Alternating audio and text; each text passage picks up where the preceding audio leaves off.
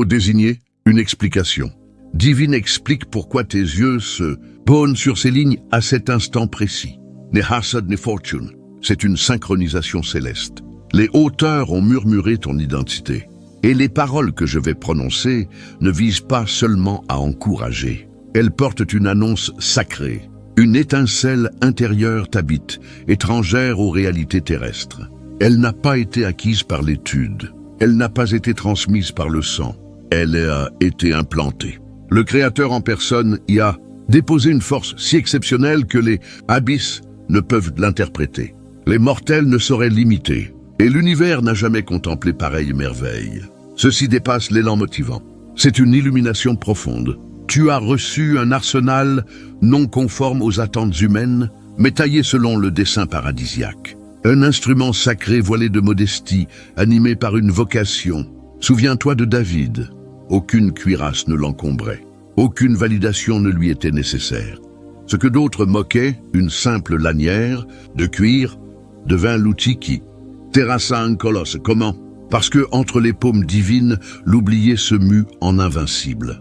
Ou considère Moïse, un vulgaire rameau de bois constituait son unique bien.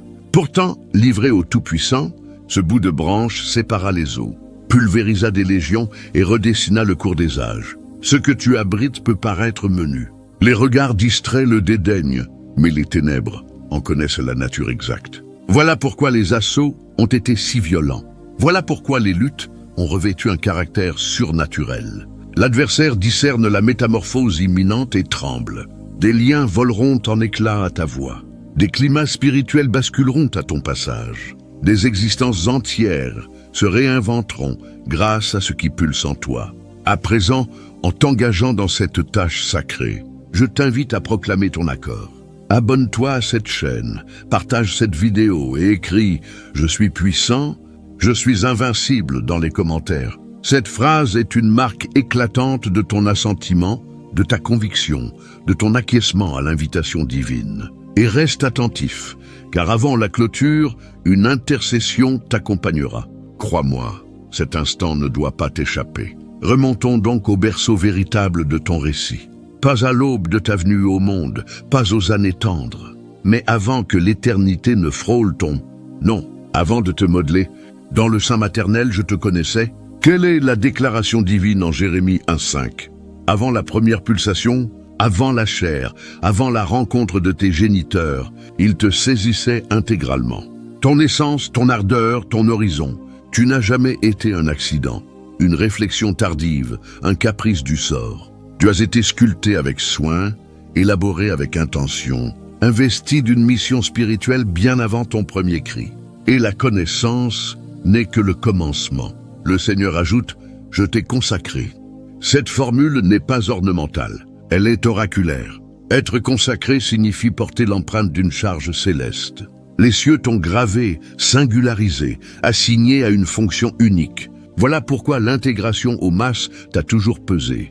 Pourquoi suivre le troupeau te procure un malaise? Tu n'as pas été forgé pour te dissoudre. Tu as été formé pour incarner l'infini. Ton itinéraire a paru singulier parce que ta vocation l'est. Puis viens, je t'ai établi. Avant l'éveil de la création, Dieu n'a pas seulement imaginé ton objectif, il t'a outillé pour l'accomplir. Il a inséré dans ton âme une arme imperceptible aux yeux charnels, mais souveraine dans les royaumes invisibles.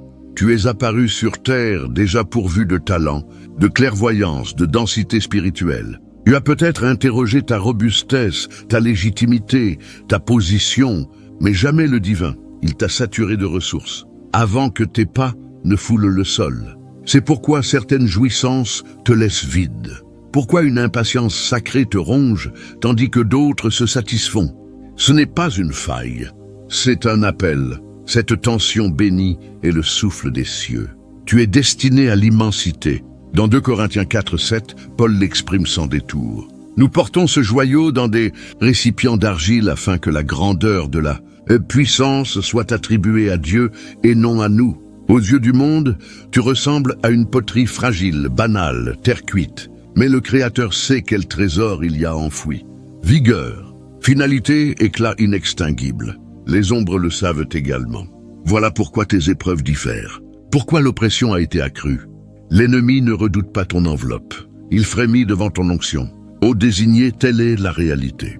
Tu véhicules une sainteté. Tu as été isolé, mandaté, comblé non pour subsister, mais pour remodeler les ambiances, rompre les enchaînements, importer l'ordre paradisiaque sur terre. Que tu l'aies perçu ou non, ce joyau intérieur atteste que tu surpasses l'adéquation. Tu es déjà pourvu, déjà élu, déjà appréhendé. Explorons maintenant la substance concrète de cette vocation dans l'arène céleste. Puisque tu es mandaté, tu es donc équipé. Clarifions sans précipitation. Par équipement, nous n'évoquons ni glaive, ni pique. Rien à voir avec projectiles ou harnais de combat. Il s'agit d'une confrontation spirituelle, un affrontement profond où chair et sang ne sont pas les antagonistes. Éphésiens 6:12 l'énonce sans ambiguïté. Notre lutte n'est pas contre la chair et le sang, mais contre les principautés, contre les puissances, contre les dominateurs des ténèbres de ce siècle, et contre les esprits du mal dans les lieux célestes. Tu es né au cœur d'un théâtre de guerre, croisement de clarté et d'obscurité, de véracité et d'illusion, de destinée et d'anéantissement.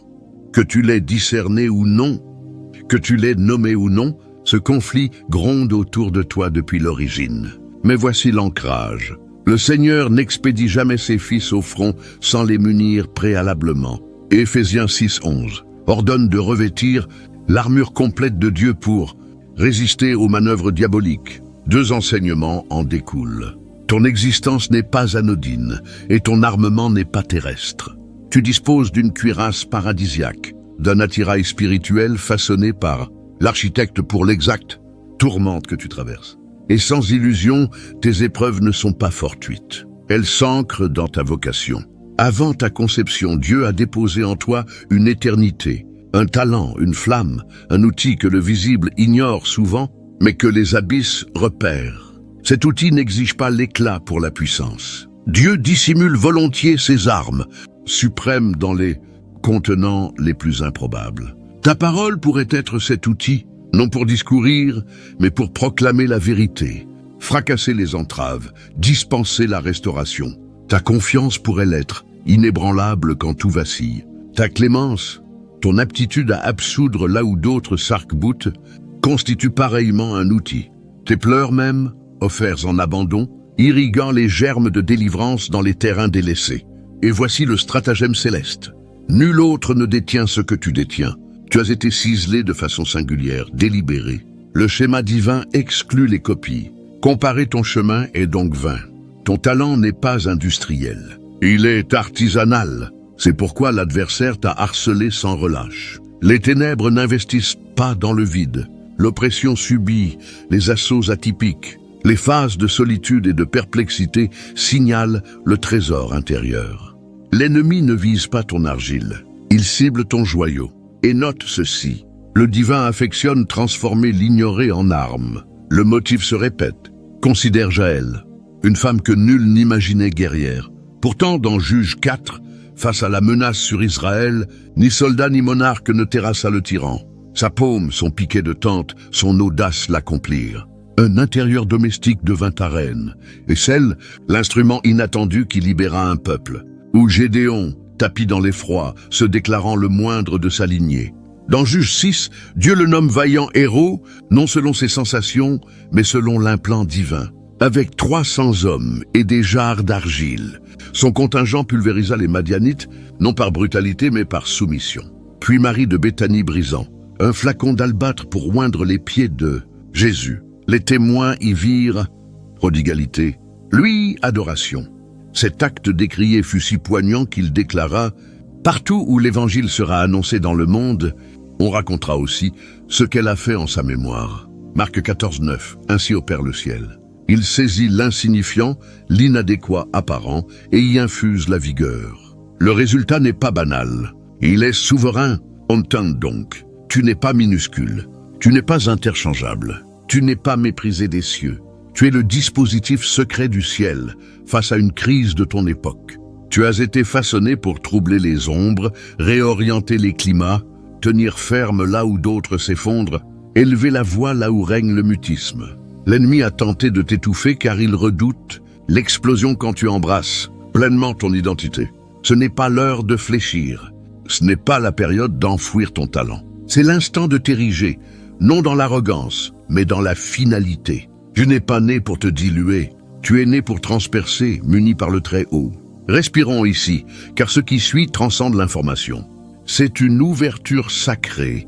Elle éclaire non seulement ton bagage, mais l'origine de tes sensations existentielles. Si tu t'es interrogé sur la rugosité de ta route, l'acharnement des offensives, la disproportion des coups portés, tu vas contempler ce que les cieux ont toujours perçu en toi. Le voici, tout appelé et outillé, non par les arsenaux terrestres.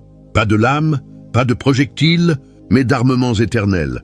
Véracité, onction, autorité, clairvoyance, intercession, amour, intégrité, intuition prophétique, prière, endurance, sérénité qui neutralise le tumulte. Tels sont les instruments spirituels. Tels sont les moyens paradisiaques. Et toi, précisément toi, tu es pourvu.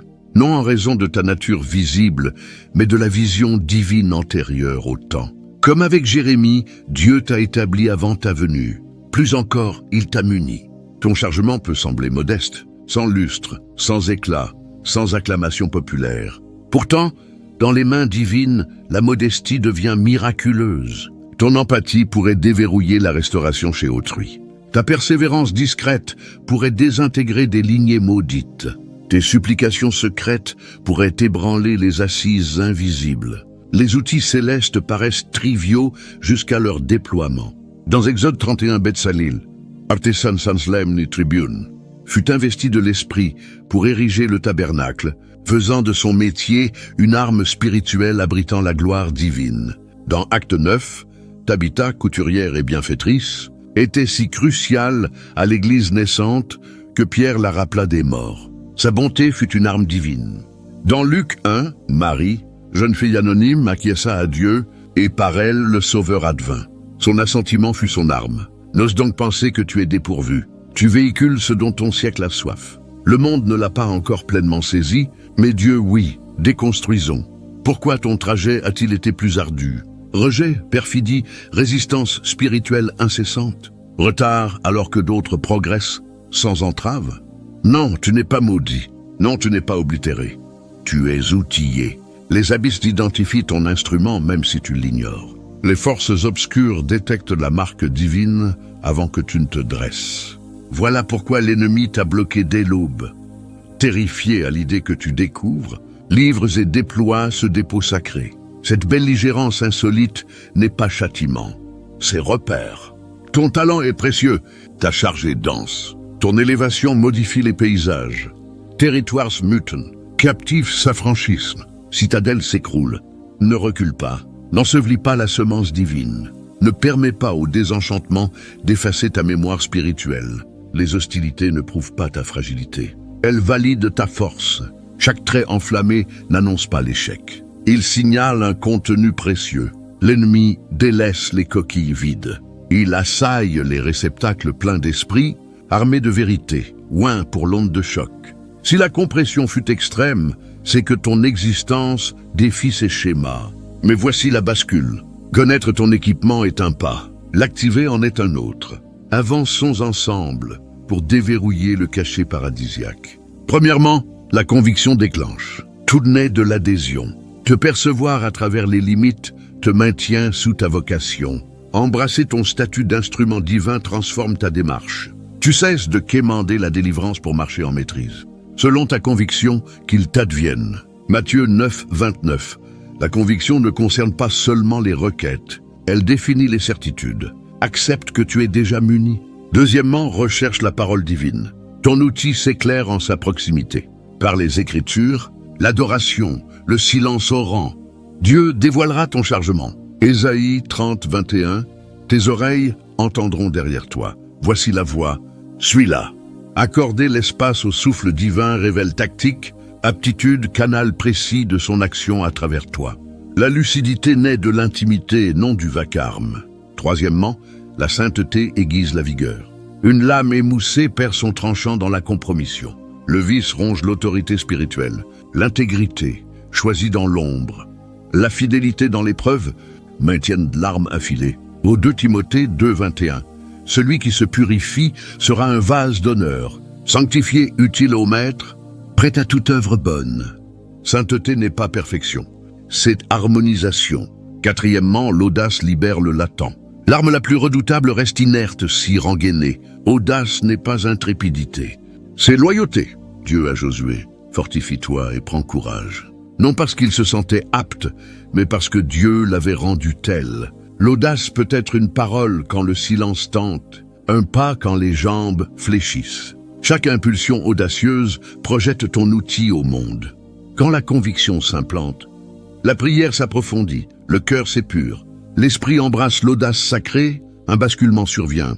Ton outil, peut-être voilé des années, devient irrécusable entre les mains divines. L'espérance alors irradie à travers les brèches de ton parcours. Car voici une vérité que l'ennemi dissimule. Les présents divins sont inaltérables. Romains 11, 29. Les dons et l'appel de Dieu sont sans repentance. Ce qu'il a déposé ne peut être annulé, inversé, effacé. Ni par chute, ni par crainte, ni par ton scepticisme. Les cieux ne révisent pas leurs décrets. Dieu ne t'a pas élu par méprise et ne te désavouera pas dans le chaos. Peut-être as-tu chuté. Peut-être as-tu traversé silence, honte, épuisement spirituel. Mais l'échec n'efface pas la vocation. La grâce ressuscite ce que la honte enterre. Tu as perdu relation, occasion, mais pas ton outil. L'onction n'a jamais été octroyée par l'humain. Elle ne peut donc lui être retirée. Trahison, répudiation, issue close, assaut infernal. Aucun n'a pouvoir d'annuler la sentence céleste. Ce que Dieu a écrit, les ténèbres ne l'effacent. Tu peux renaître, tu dois renaître, car ton dépôt est éternel. Comme Noé reçut le schéma d'une arche avant la première goutte. Comme Déborah fut investie de sagesse pour commander quand les femmes devaient se taire. Comme Pierre, du reniement au roc ecclésial. Dieu t'a confié un legs qu'il refuse de reprendre. Même si ton argile est fendue, brisée, imparfait, lointain, il agit par les vases offerts.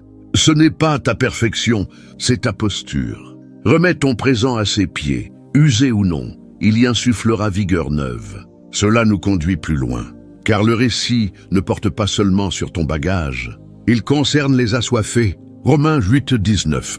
La création attend avec un ardent désir la manifestation des fils de Dieu.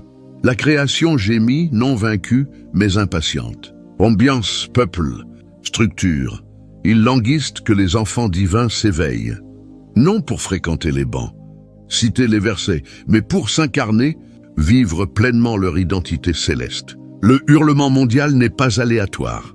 Chaos, désarroi, délabrement, ce n'est pas qu'affliction, c'est alarme. Sirène spirituelle résonnante à travers les âges. Ton contenu est vital. Tu ne peux abdiquer. Mourir saturé de potentiel inexploité est inacceptable. Ensevelir ton outil n'est pas perte individuelle, c'est amputation collective. Étouffer ton talent laisse dans l'ombre ceux destinés à ton éclat. Car c'est plus vaste que ton existence. Ton acquiescement divin pèse au-delà. Des âmes dépendent de ta fidélité. Des trajectoires attendent ta libération. Des nations sont liées à ton surgissement. L'ennemi frappe à tôt. Découragement juvénile, blessure profonde. Satan vit ton intérieur avant toi. Il savait que découverte, offrande, déploiement ébranleraient ses trônes. Mais tu persistes. Ton outil demeure opérationnel. Ta mission palpite. Ton brasier intérieur n'est pas éteint. Il attend ton feu vert pour flamboyer. Tu n'es pas banal. Tu es le plan dissimulé des cieux. Tu es la réplique divine à une crise contemporaine. Tu n'es pas fragile. Tu es armé. Tu n'es pas oblitéré. Tu es prophétisé. Le monde n'a rien vu de semblable. Les abysses n'ont jamais redouté ton espèce. Mais les cieux ont toujours parié sur toi. C'est ton heure. Non pour éblouir, performer, mais t'élever. Avancer résolument, non par absence de crainte, mais par connaissance de l'expéditeur et du dépôt. Laisse la flamme s'exprimer, laisse l'outil résonner. Laisse l'éclat irradier sans retenue. Car le monde s'apprête à voir ce que Dieu sema en toi avant l'aube temporelle. Ô désigné, tandis que ces paroles s'ancrent dans ton âme, saisis ceci. L'illumination n'est pas terminus, c'est Genèse. Être outillé par Dieu n'est pas dogme à croire, mais mandat à incarner. Tu n'es pas né pour abriter la flamme, tu es né pour la propager. L'ère des atermoiements s'achève, passe de l'ouverture à l'engagement, de l'élan à l'acte. Débuta ici, nul besoin de scène pour l'impact. L'intention suffit. Insuffle vitalité à ton foyer. Reste là où d'autres fuient. Garde l'honneur dans l'ombre. Absous là où tu fus lacéré. Intercède dans le secret. Soutiens ton entourage. Ces gestes modestes, imprégnés de conscience spirituelle, deviennent instruments divins. N'attends pas l'instant idéal pour te sentir légitime. Dieu t'a légitimé en t'élisant. Au labeur, porte la paix tel un glaive. En entrant, transmute l'ambiance. Face à l'iniquité, prononce vérité et tendresse. Quand l'effroi monte, rappelle ton identité et ton chargement. Fais de l'adoration une offensive. Fais de l'obéissance une délivrance tierce. Dans chaque routine, éduquer, apprendre, forger, reposer, ne servir, sache que tu ne traverses pas. Tu es posté, vaisseau céleste. Dieu ne requiert pas l'infaillibilité. Il réclame la disponibilité. Chute, relève-toi. Fatigue, repose-toi sans capituler. Incertitude, retourne à lui. Ta mission n'est pas de générer la force. C'est de libérer l'implant. Des guérisons naîtront de ta voix. Des liens sauteront à ton contact. Des issues s'ouvriront à ta foi. Ne muselle pas ton outil par appréhension. N'enterre pas ta flamme par ajournement. Ne voile pas ton éclat par incompréhension étrangère. Lève-toi malgré tout, avance malgré tout, brûle malgré tout. Quand les cieux te voient pleinement vivant, la terre pivote. C'est ta saison pour cheminer dans ton arsenal. Avant de clore, intercédons ensemble, non brièvement, mais par une proclamation puissante, guidée par l'esprit, sur ton parcours. Si le poids de ta vocation, la chaleur des combats spirituels, la douleur d'un but inachevé te pèse, voici ton pivot. Que cette prière soit un repère sacré où les cieux ravivent le feu en chaque dépôt divin.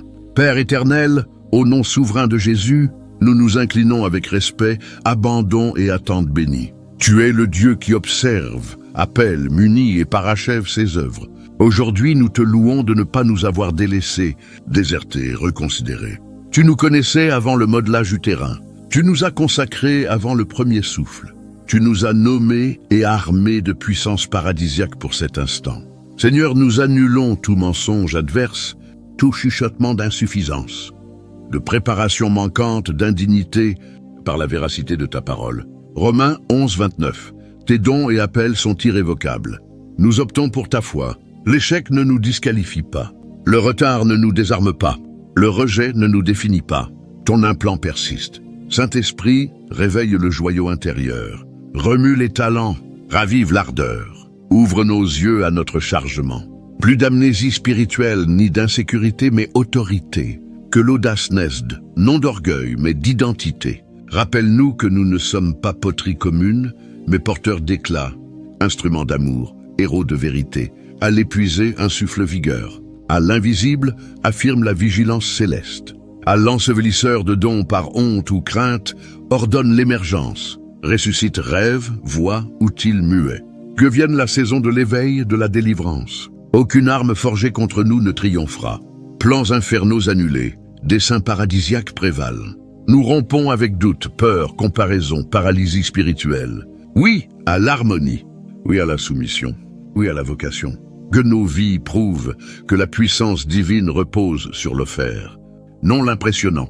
Père, nous te livrons main, parole, pensée, cœur. Déploie-nous à l'épicerie, en classe, en dialogue, prière, invention, service. Que tout lieu s'altère par notre passage, car le ciel nous escorte. Non pour notre gloire, mais la tienne. Non pour notre renom, mais ton règne. Enfin, merci de ne jamais renoncer. Merci de nous avoir outillés, appelés, lancés.